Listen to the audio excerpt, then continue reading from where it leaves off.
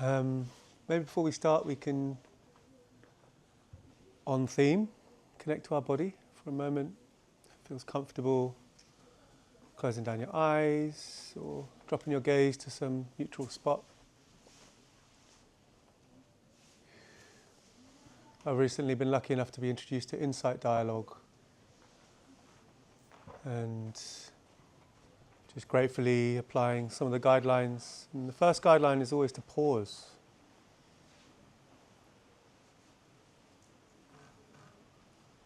Pause and bring awareness to the state of your body and the sensations in your body in this moment.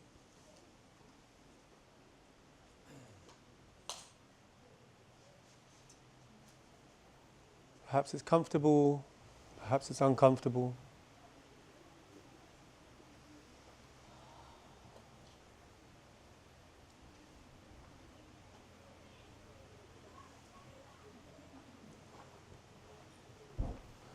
Perhaps your mind finds it easy to stay with the sensations, perhaps it doesn't.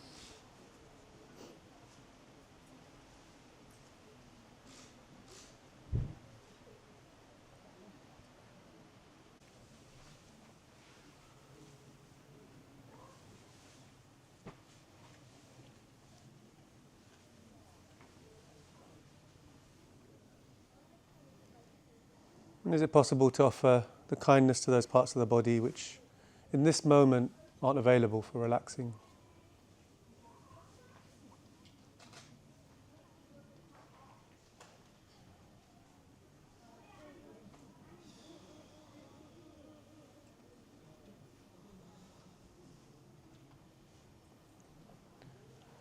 And the third guideline is to open,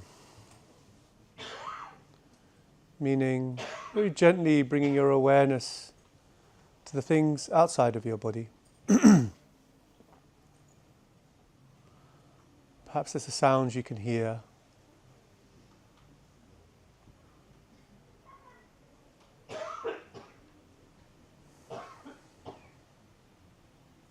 Inside this tent, outside this tent.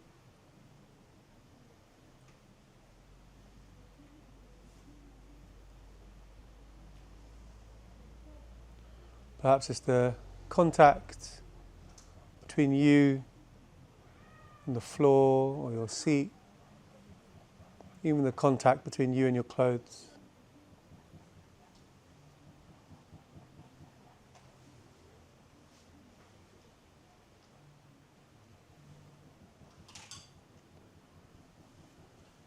And inviting that same quality of opening whilst you just very gently, slowly open your eyes. You don't have to look around, maybe just taking in the visual field. Perhaps it's a diffuse vision, you're taking in the whole canvas.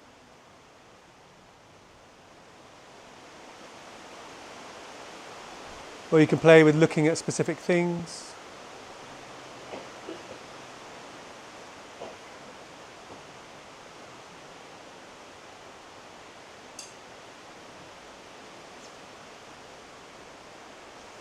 In your own time, just having a look around.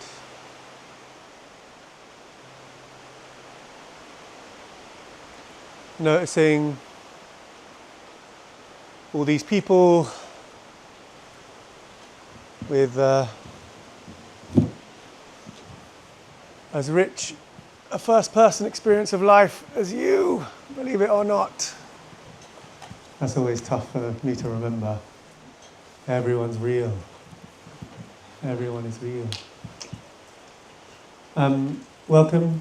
I'm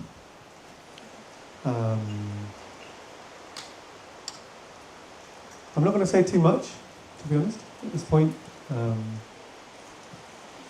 Nagalila introduced me. I work with grief. I work with grief in groups. Grief is an interesting word.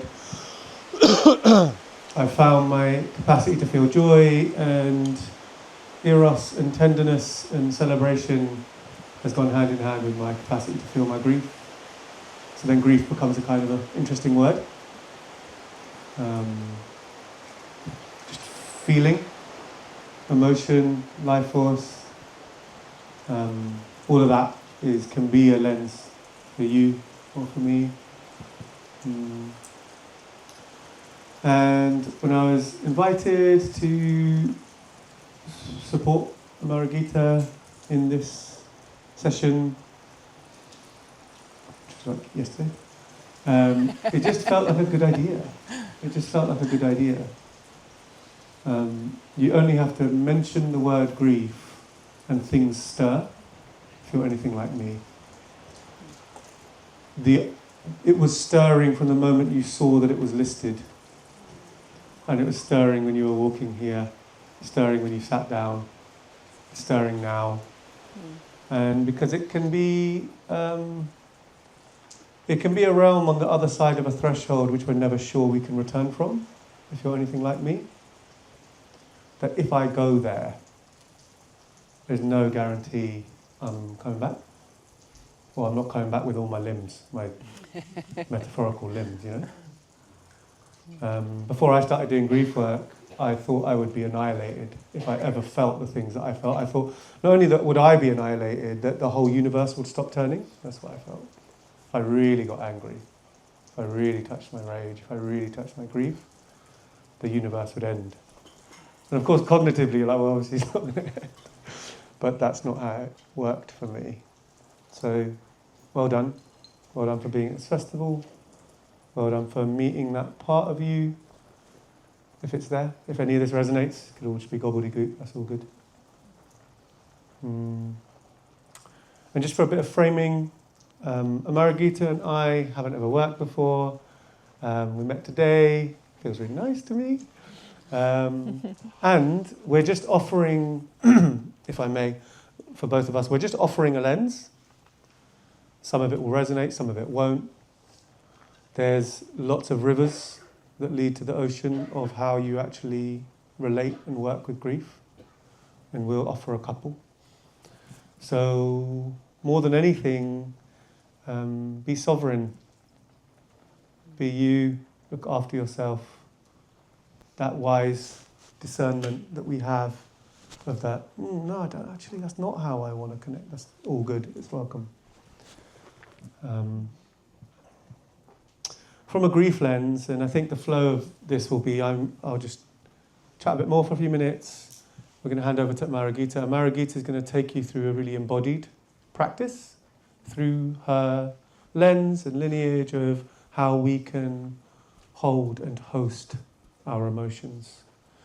We're going to have a beautiful interlude from Jude, and then for the last 20 minutes, half an hour. To be honest, I haven't planned anything quite deliberately. We'll just see where we're at, and I'm happy to sprinkle the amount of structure that might be needed to facilitate what's there. That's kind of the vibe.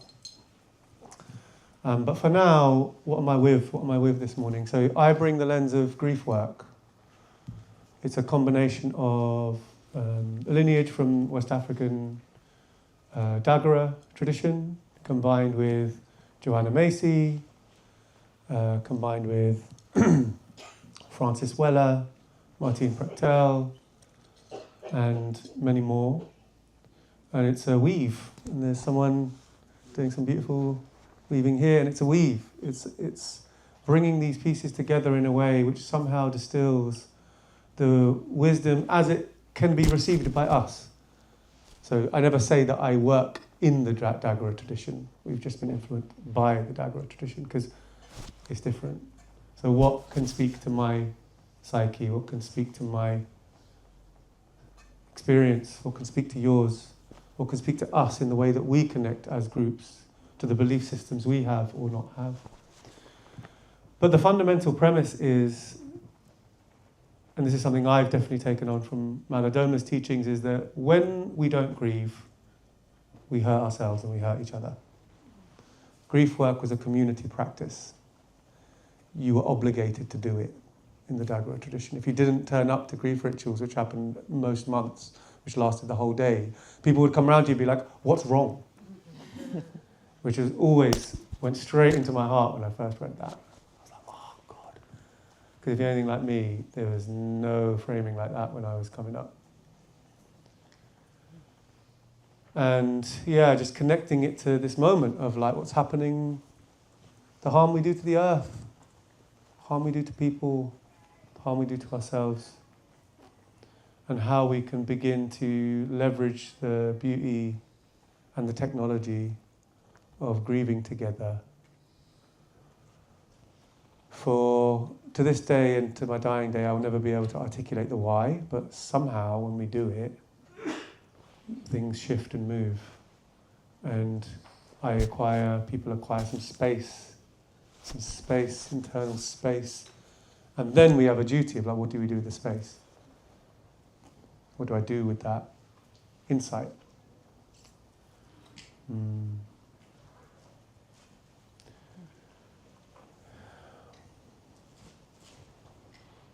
Pause. Pause and feel. Slow down. Relax and invite.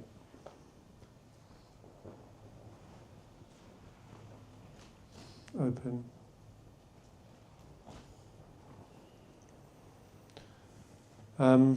Much later in the day, I'll be co-leading, co-facilitating the grief ritual with Michelle and Dita, Daniel. There will be a real opportunity to express, and we'll guide you through a journey which is never safe. It's never safe. When some part of us is like, I might not come back from this, there's no amount of words that's going to make you feel safe, fully. But is it safe enough for you to be in your choice, to make a decision, to lean in? And that's what we'll offer. Based on your sovereignty, does this feel like something, a place from which you can lean in? And that's what we'll be doing this evening. This isn't a space for that. So look after yourself. When you feel any edge in the next hour, just inviting you to just take half a step back, pause, relax, and you can lean back in if that feels good. I want to give major props to Joanna Macy, big influence on this work, special carrier. And obviously this whole festival is dedicated in a big way to Joanna Macy. If you're not connected to Joanna Macy's work, really recommend it. Giving thanks. Giving thanks to the teachers, giving thanks to the land. Giving thanks to the opportunity to be with others who are open to what's difficult.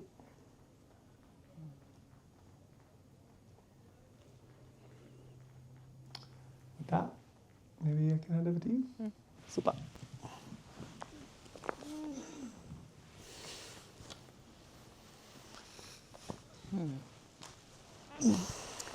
Thank you. I enjoyed that.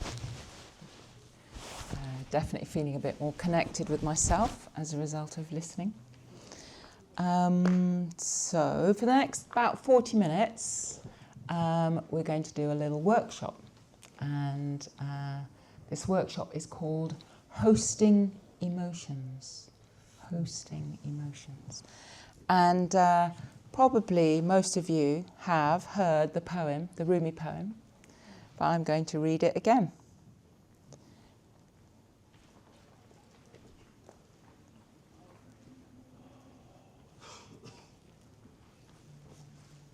Okay, so it's called The Guest House.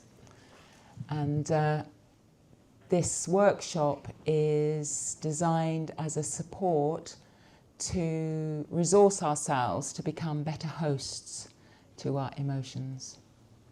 So it's called The Guest House. This, being human, is a guest house. Every morning, a new arrival. A joy, a depression, a meanness. Some momentary awareness comes as an unexpected visitor. Welcome and entertain them all, even if they are a crowd of sorrows who violently sweep your house empty of its furniture. Still treat each guest honourably. He may be clearing you out for some new delight. That dark thought, the shame, the malice, meet them at the door laughing and invite them in. Be grateful for whatever comes, because each has been sent as a guide from beyond. So I know this poem has become very popular, and I almost know no one that hasn't heard of it. You know, we do it all the time on retreats and gatherings, and it sort of resonates. And yet also it's just like, yeah, that resonates, that sounds really good, but exactly how? How do I actually do that? And that's what we're going to be doing by becoming sort of a little bit more sort of literate, sort of increasing our literacy around emotions. And I think about 15 years ago, I heard the phrase, feelings just want to be felt. I think it was attributed to Prakasha, one of the order members in the Triratna Buddhist order. I don't know if he may have got it from somewhere else. Feelings just want to be felt. And that was 15 years ago. And I still feel, and now I just feel like I'm just now in the foam of the waters of what that really means. And I think it's because we can think about our feelings a lot. But thinking about our feelings and feeling our feelings are two different things. And the lens through which you're listening is probably the mental lens. So the mental lens goes, oh yeah, I understand that. Feelings just want to be felt. So we get it on the mental level, but that is just not the same. So in these exercises, we're going to begin to explore our relationship to our emotions and tasting potentially a more helpful relationship with them. So the point of becoming more, I think you used the word, I was talking about education and you said literacy, becoming more emotionally literate. And I think probably, I'm just making this up, wild guess here, I think probably we have probably some of the most emotionally literate people on the planet in this room right now, right? But still, I feel like we can still we can still increase our literacy. Maybe we can read sort of nursery rhymes, but, the next level of what is it that we can really read with our emotional literacy. And why do we do this? Why do we do this? We do it in order, not just, you've all heard the phrase, and it's sort of like we've been conditioned, well, don't just wallow in your feelings, that's a bad thing. And I always remember my mum saying, you've just got to toughen up, you've just got to toughen up. So there is a sort of culturally conditioned water that we swim in about emotions. And I think what we're going to try to do by talking to each other, by feeling, is just to kind of expand the envelope of that. And why do we do that? Because when we do that, we give ourselves more space to not to act from the stories we have that occur as a result of what we're feeling. And those stories take us into suffering. And those stories often create more suffering for ourselves and more suffering for others. So from a Buddhist lens, there's the 4 foundations of mindfulness. And mindfulness of the body is the first foundation, mindfulness of the emotions. So this is what we're doing. We're becoming more mindful of the emotions to give ourselves more space so that we can respond appropriately to what's actually happening in front of us, not to the drama and the catastrophe that our mind is creating of the situation, but so that we can pause, take a step back, and actually respond in a way that's appropriate. And I love, I don't think we've got Tara here, but she's on the spiral, the Joanna Macy spiral right at the centre. And what I love is this horizontality, verticality of Tara, the Bodhisattva, of fearlessness and compassion. She sits there in meditation, and in my fantasy she is hosting whatever is arising internally. She's hosting every emotion. She's giving it space, she's allowing it to be. And she's waiting and she's sitting and she's sitting. But just like me, like this, I can't do it, but I'm slightly downhill. But when there is something that needs doing, she's up and out, responding to the thing in the appropriate amount, the appropriate way. When it's done, no drama, just comes back and sits. That's the image that we can hold. Appropriate, beautiful, effective action comes when we keep becoming more and more literate about our emotions, about how we feel. So this is going to be fairly short. I did this exercise recently on another retreat, so some of you will be getting double dose. It'd be interesting to see how those of you who were at that retreat, how it feels doing it a second time. But when I did it there, I did 6 emotions, but I've whittled it down to 4 today, just because I think that's more appropriate for this setting. So we're going to look at 4 things. We're going to look at joy, grief,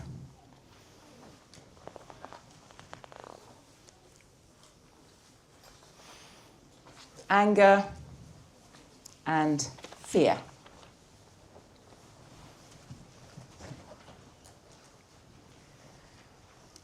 So I think I did this in the last workshop. I said, how many of you, when I say this phrase, could just put your hands up kind of completely clearly? Like, okay, so this is the phrase. I love my emotions. All of them. Okay, put your hands up. Right up, right up, right up, right up. Great. So it's not the majority of us, is it? Okay, we still have a bit of work to do. Thank you. And what we want to do is getting closer and closer to that. Being able to wholeheartedly go, yeah, that's me. I love my emotions. All of them. Even the shame, the dark thought, the shame, the malice. Meet them at the door. And love them. So, I'm going to put down these, and we're going to form 4 groups. And this is going to be a kind of, get where you are. Here we've got fear. So I'd like a group of about 8 people to form around fear. Here we have anger. Form a group of you can form around anger. Here we have grief. Nice little circle around grief here. And here we have joy. Okay.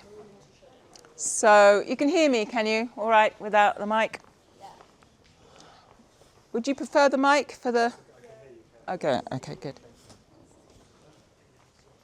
Okay, so what we want to do is I would like you to think about your relationship with this particular emotion.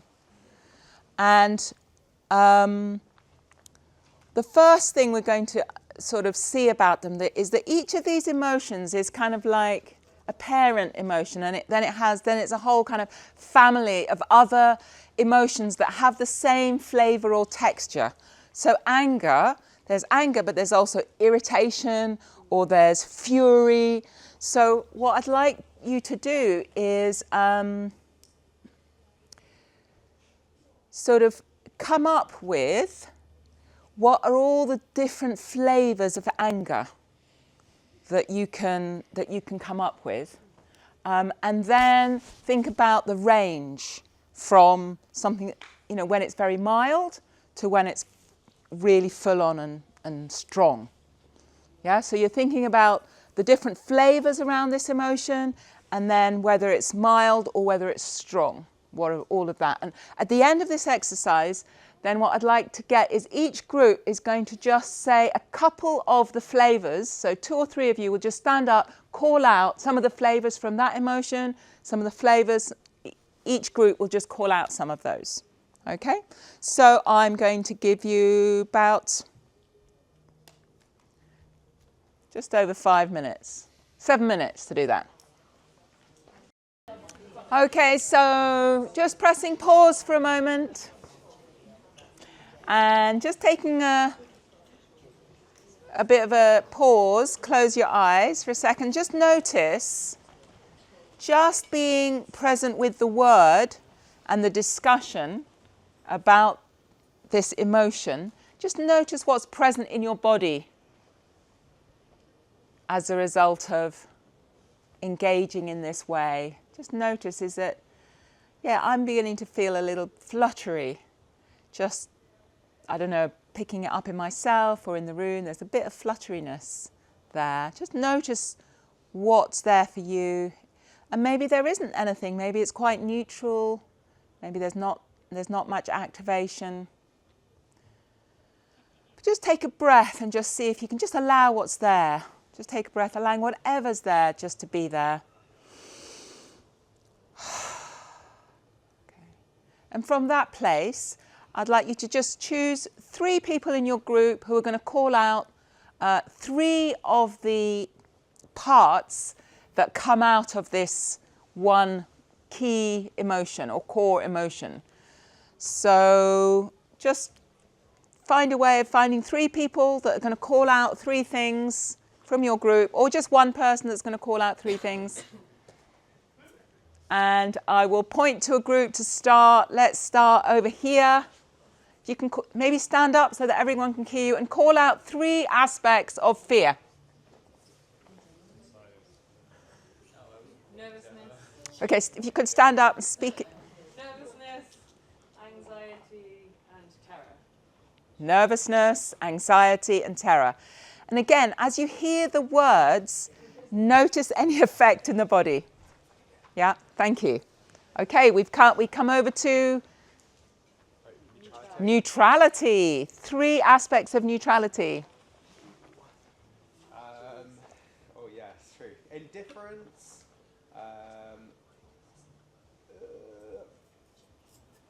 Avoidant. Spacious. Lovely, thank you. And anger. Let's hear 3 aspects of anger. Defensive. Could you stand up and just speak out so that everyone can hear you? Defensive, frustration, and seething. Seething. Oh. I know that one. I know that one. Seething, like a pot boiling. Nice, thank you. And over here we have joy. Excitement, childlike flow. Lovely. Excitement, childlike flow. Lovely, thank you. And grief. We haven't done our homework. We talked a lot, but we didn't write. Okay, well, just off the top of your heads then. All right, Grief can be So, like in its real extremes, like despair, despair. I think that was, you said joy, Yeah, joy as well. and then, what else? What did you say? I forgot.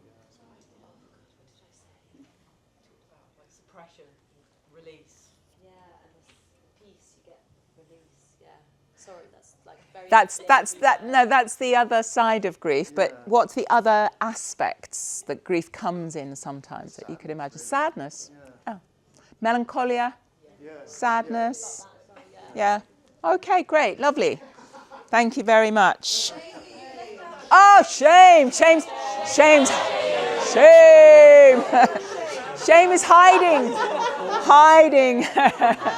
Okay. Coincidentally, the first word is hiding. Self-loathing and embarrassment. Oh, yeah. Thank you. Loathing, embarrassment. Yeah. Very, very lovely. So, what I'd like you to do is for the next few minutes is take stock for yourself of when you're feeling one of those aspects of this. It could be neutrality itself or an aspect of it. What's the experience in the body and where is it in the body?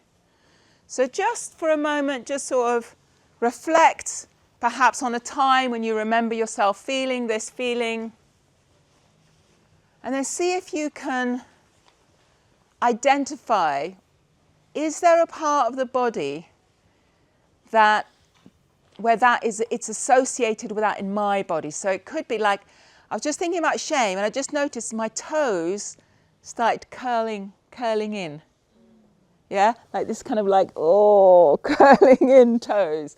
Or often with sadness, you can feel it in the throat. But everyone's completely different.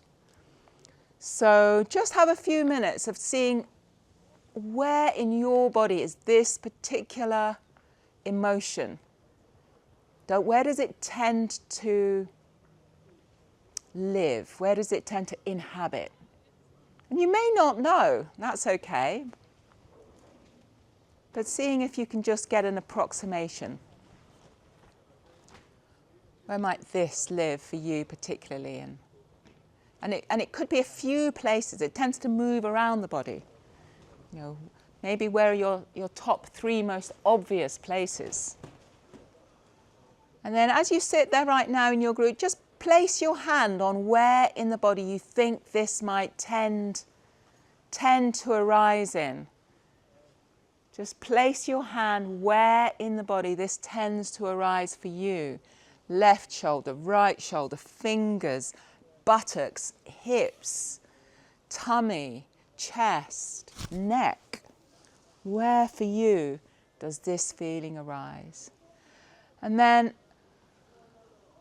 just stay in that position. Stay with your hand in the place that you feel it kind of arises the strongest for you.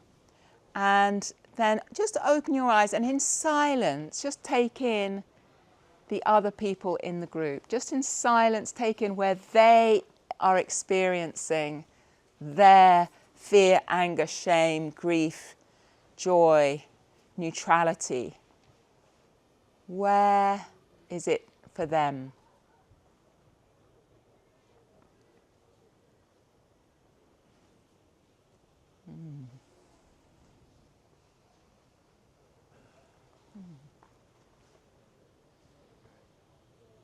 And now just sort of letting go of the hands on that place, but just being with that sense. So you've got a location, you've got a place in the body.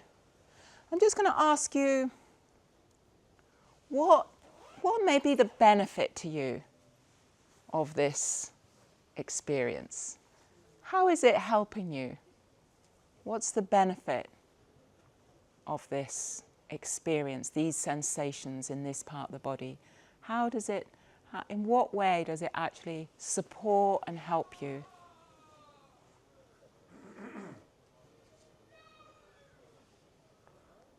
And then you can also think about, and in what ways does this hinder your responsiveness? In what ways might it hinder you being able to respond? What is the downside? What is the shadow aspect? How does it hold you back, tie you up in some way?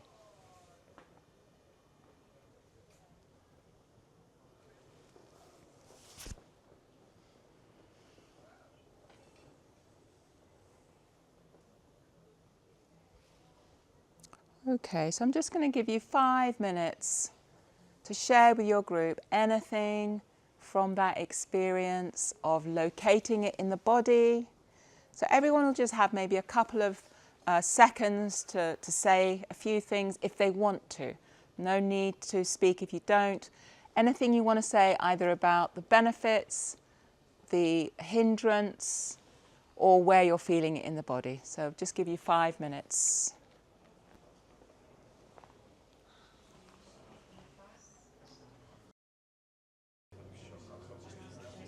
Okay, so there's one with one last part to this particular bit of the workshop. And this is where I'd like to kind of lead you in a meditation where you move towards, and just be about 6 or 7 minutes, lead you into a sort of dialogue and a feeling and a dialogue with the emotion. So for this, you can either stay in the group that you're in, or you can choose a different emotion that you would like to be in this hostful relationship with. Okay, so if you can now either choose to stay in the current group that you're in for the next little exercise, or stand up and you can move to any other group that you wish to do this in relationship to. If you'd like to move to joy, you can move, because joy can be as difficult to experience as any other. So just move to whichever group you'd like to.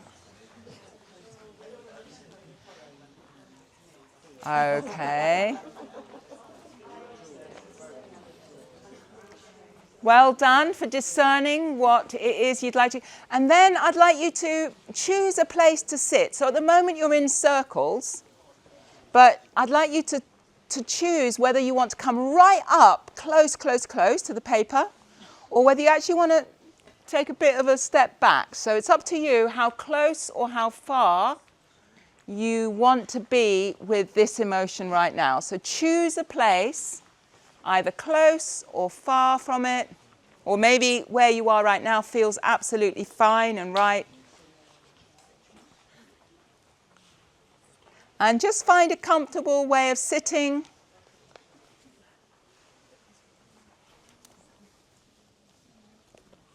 Close your eyes.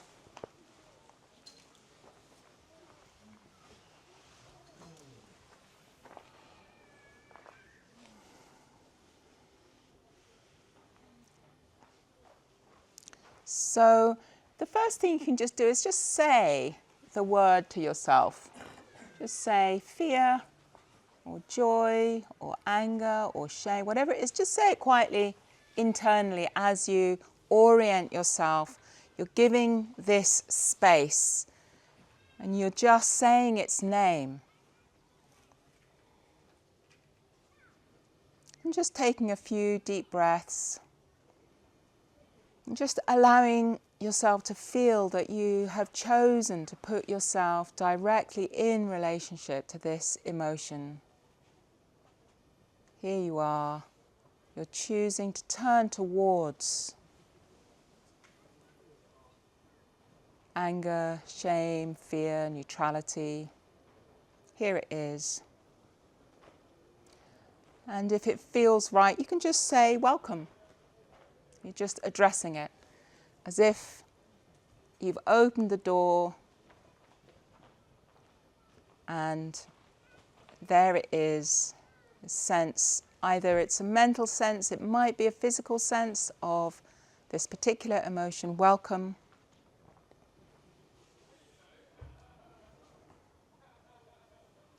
And then you can just say to yourself, just acceptance, or I accept you, or accepting anything that's moving in the body as a result of just opening the door and welcoming this emotion. Whatever's here right now, just you're welcome.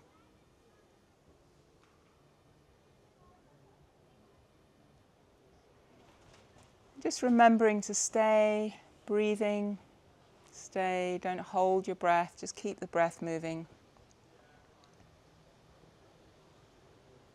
If it feels right, you can say, thank you for showing yourself. Thank you for visiting.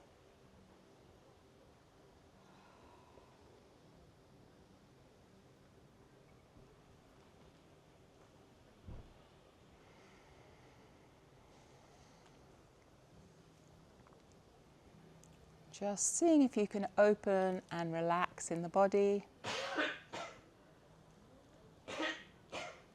as you welcome, accept and thank this visitor.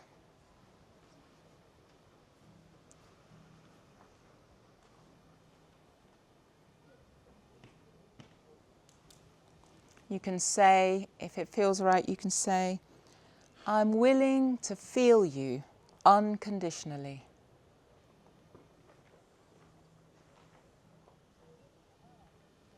And then just notice what happens in the body.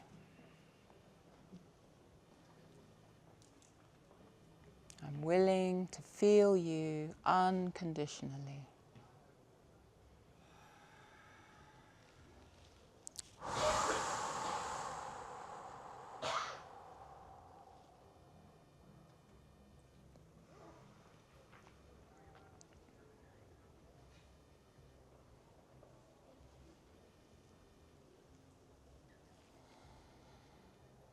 Just noticing the mind may want to come in with stories or thinking or analysis or a sense of wanting to fix. You're going to let go of any sense of wanting or needing to fix this. You're just willing to feel it unconditionally, without conditions.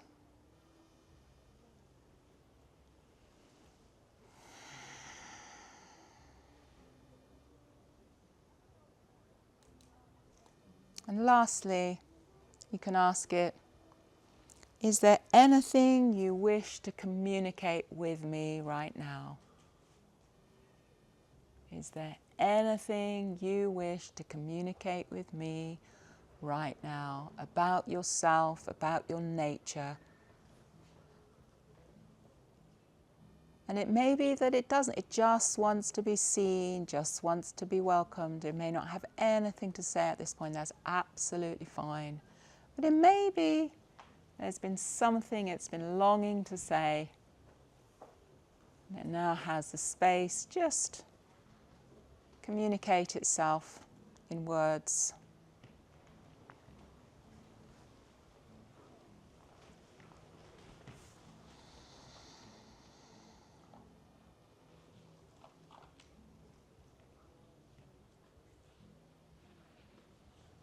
And again, you can just say thank you. Thank you for spending some time with me. Thank you for allowing me to be with you. So thank you. Returning back to with your visitations. Yeah. So I think I'm gonna pass over now, but maybe we're gonna hear a little bit about any experiences, anything that you'd like to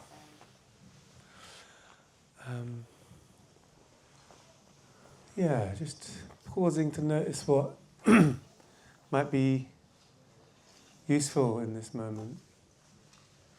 Maybe it would be nice to stand. Does that feel good? And move our body a little bit. Maybe just giving yourself stretch that feels good.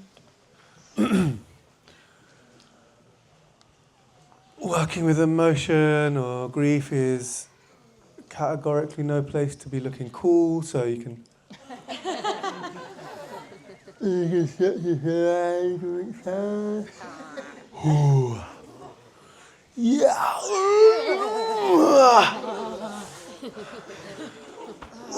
There's a very, very thin line between grief work and clowning, so enjoy it. What else might be good? Maybe a little wiggle. Some other tried and tested neural science. You can stroke your face.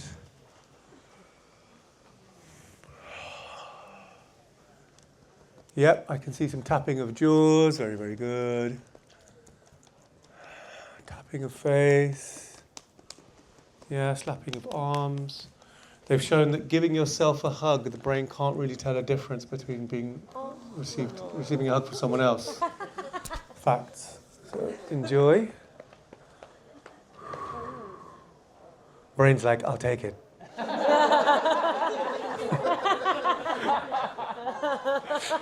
Just give yourself a cuddle. Maybe waking up any legs. If you're like me, sometimes I get numb a bit after feeling stuff. My body's like, okay, that's enough. So you can just wake yourself up a little bit.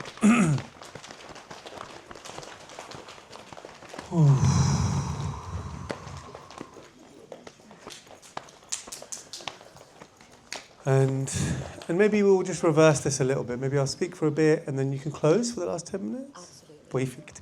And maybe you can find your own seat if that feels good. Stay standing.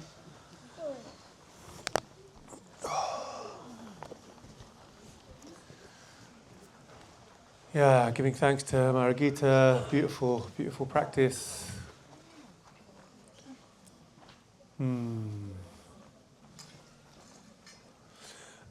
always struck by the dual truth of how simple it sounds and seems, and the landscape of fullness that it evokes at the same time. It's like, look at an emotion, name some related emotions, and then every time we reflect or say a word, it has some physiological version which is related to some experience and memory and association and story.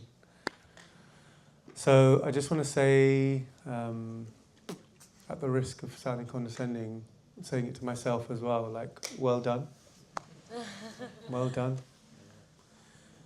If you're sitting there being like, God, why do I find this so difficult? It's like, of course. Welcome to the club. Of course. One of the most beautiful things I received in a therapy session was, I expressed what I was feeling. She was just like, of course. Of course you're feeling. I don't even need to know why, but of course you're feeling that. Of course. And you were talking about loving the emotion, and the real frame that really works for me about what does it mean to love emotion. It's like, well, kindness.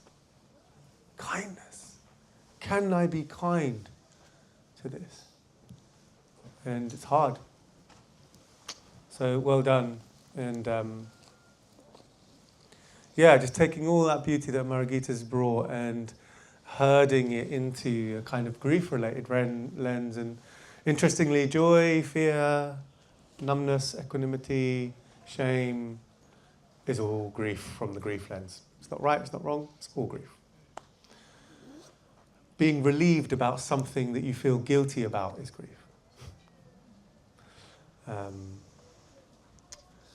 And I suppose what would be supportive to say?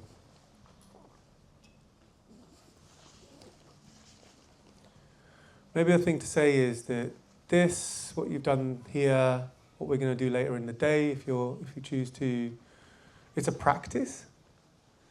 I'm sure many of you meditate, and I'm pretty sure none of you have just meditated once and be like, done. Sweet. You know, mountain pool mind. It just doesn't work like that. It's incremental. It's Sisyphus. You know, it's like bit by bit, inch by inch, reclaiming a little bit more choice. And I think it's the same with working with emotion and working with grief. Like, the way I envision it, the kind of embodied imagery is that it's a bridge that I cross.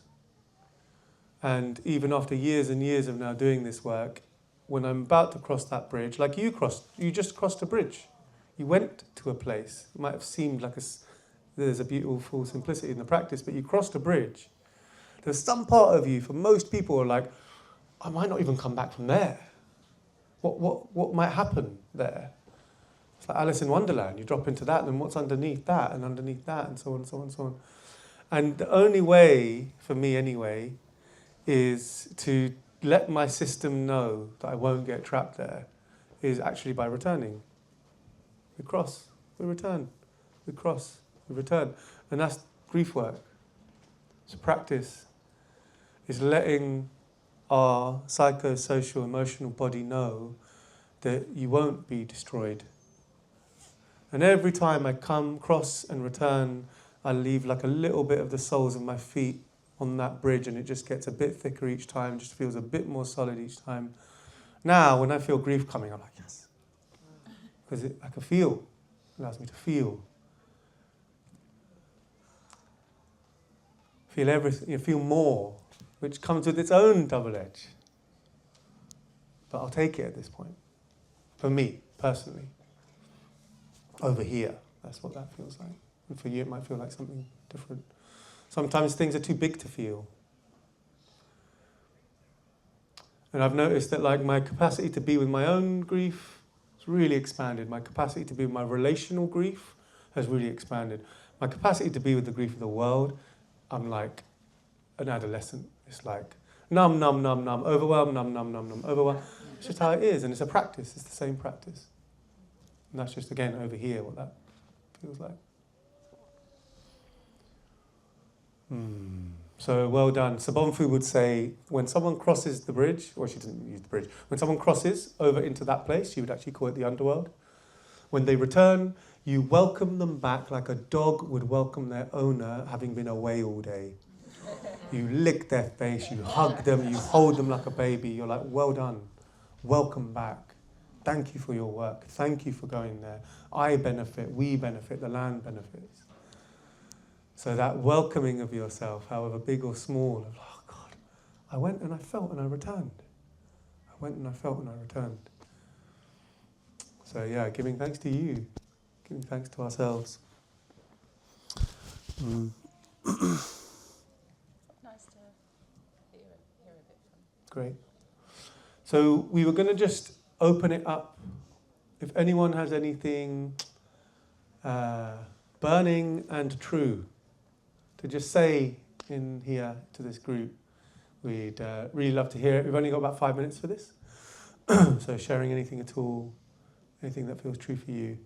And we're going to close with an offering from Jude. There's a mic here if you want it. Oh, we've got someone here. Let me know if you want the mic. I don't think I need it. It's actually more of a question, getting my head around what we just did. Is it basically, is this practice basically about embracing? I think I know the answer, or maybe I'm stating it anyway. Is this about embracing rather than pushing away? Yeah. That's it. I mean, my experience was for some reason this year I've just got a lot of fear going on. It's just kind of come out of nowhere, and I'm reacting to it like there's something wrong with it, and then I'm making that worse by reacting. But what I experienced then was like so going into the underworld, meeting it, and then I've just been lying down, feeling this lovely, beautiful expansion and softness in my heart. So it's about embracing rather than pushing away. Absolutely. Yeah. For all of these. Yeah. And right, also like society teaches us to push it away, right? The whole Yeah. don't feel, push it away.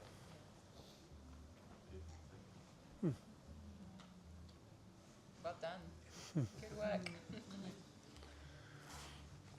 Maybe I can add a small thing as well of like, I think there's also for me a quality of like kindness. It's like back in the day I would jump off the metaphorical cliff into the thing at any opportunity.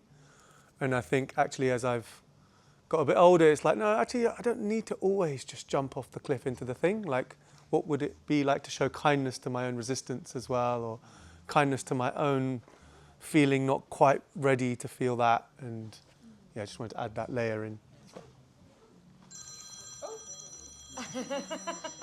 Welcome and entertain them all. Sorry about that. Is that what it said? Not now. Is that, Not now, niece. Can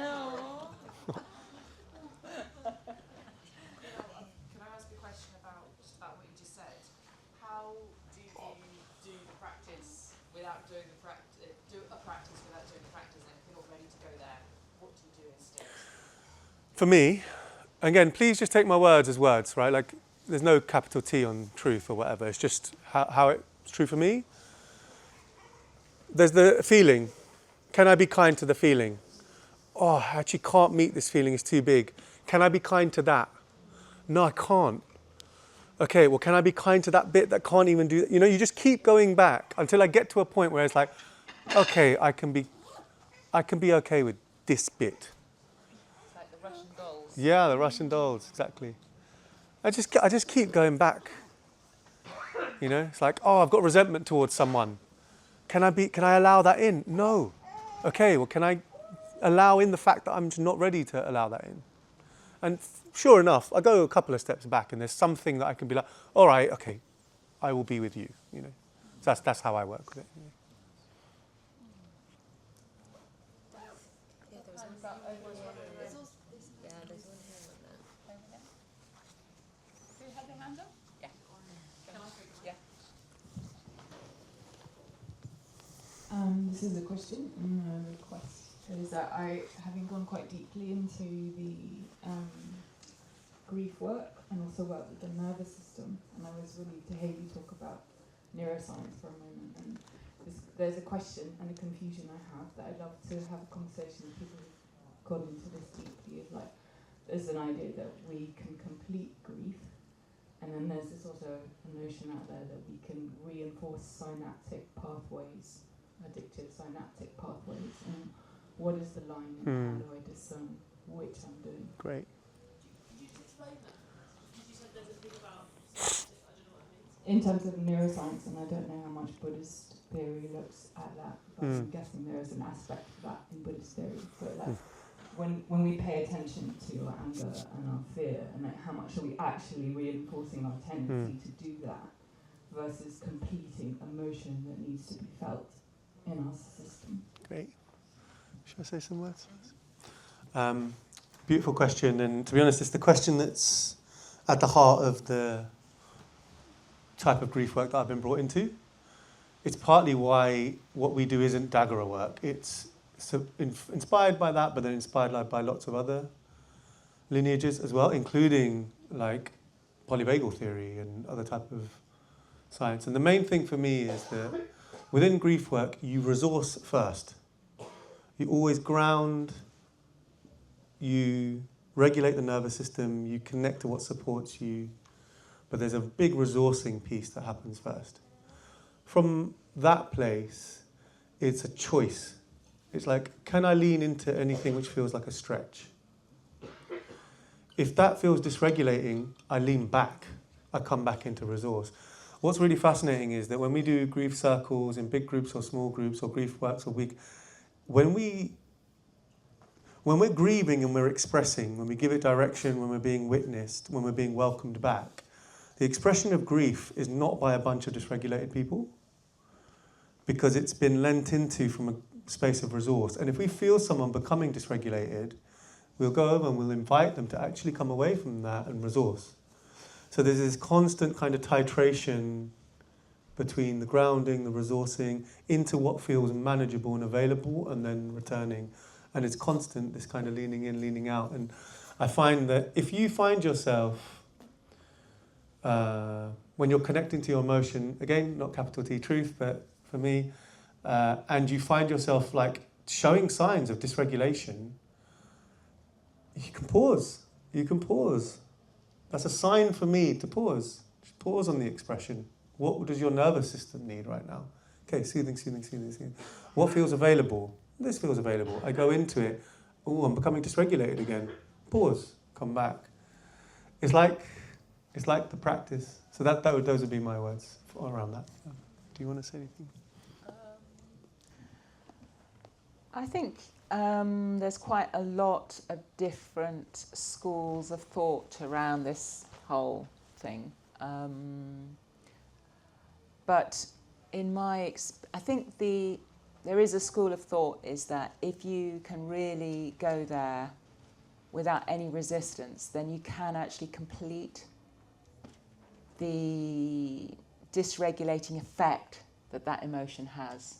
So there is a sense of completion, and getting really, really good at having these, sort of allowing an emotion to be able to come through completely, isn't reinforcing it, but is kind of like allowing something to breathe. There's lots more I could say about it, and I think it's an interesting area for ongoing dialogue. Maybe one more, and then we've got to close this bit. If you want, after Jude's piece, I'm happy to hang around before lunch if people want to. Yeah. So just displaying of emotion for others is a way of communicating, but actually it's kind of how that impacts on them. And actually, whether it's a form of discovering it yourself, you're actually trying to manipulate situations through your emotions, or the display of emotion, if you like. How that ties in with your underlying emotion, or maybe ways of actually being able to express it verbally rather than necessarily through the emotion itself. It's quite complicated. Yeah, there's a lot more that we could do a whole week on it, really.